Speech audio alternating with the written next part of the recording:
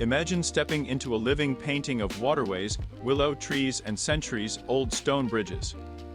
That is Suzhou, a city in eastern China less than an hour by high-speed train from Shanghai, famous for its classical gardens, silk history, and a network of canals that earned it the nickname Venice of the East.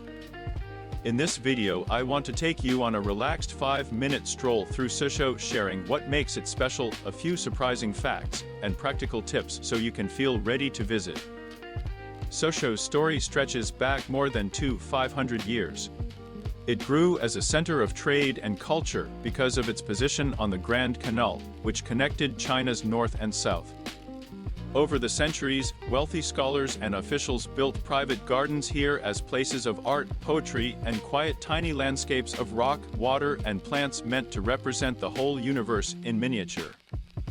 Those gardens are why UNESCO recognizes Suzhou's classical gardens as World Heritage.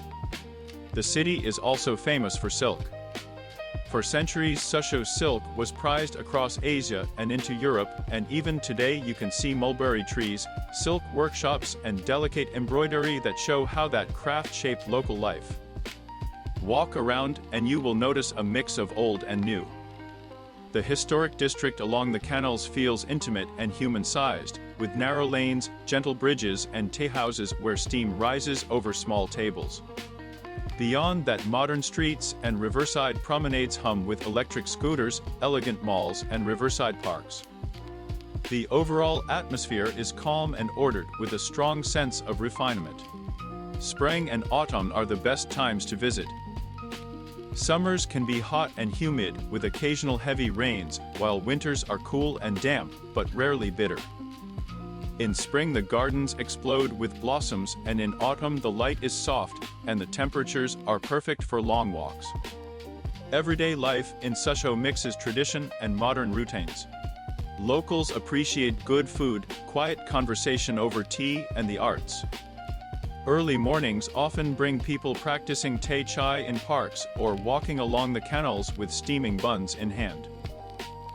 Markets sell fresh produce, flower stalls color the sidewalks, and small workshops still produce lacquerware and embroidery alongside chic cafes and contemporary galleries. For visitors, must-see places are easy to list but take time to enjoy. The humble administrator's garden is a masterpiece of winding paths, ponds, and pavilions where reflections and rock formations compose ever-changing views. Lion Grove Garden offers dramatic rockeries that feel like a natural maze. The Master of the Net's garden shows how a compact space can feel infinite through careful design. Walk the old Pingjing Road to experience canal life, with tea houses, small museums, and boat rides that glide beneath arching bridges. For silk history, visit the Suzhou Silk Museum to see live demonstrations and elegant patterns. If you want a broader perspective, take a short trip to Tongli or Shaoxuang, nearby water towns with preserved houses and canals. Practical tips will help you enjoy the visit. Wear comfortable shoes because the best experiences involve walking winding lanes and stepping across bridges. Carry a small umbrella in summer and a light jacket in winter.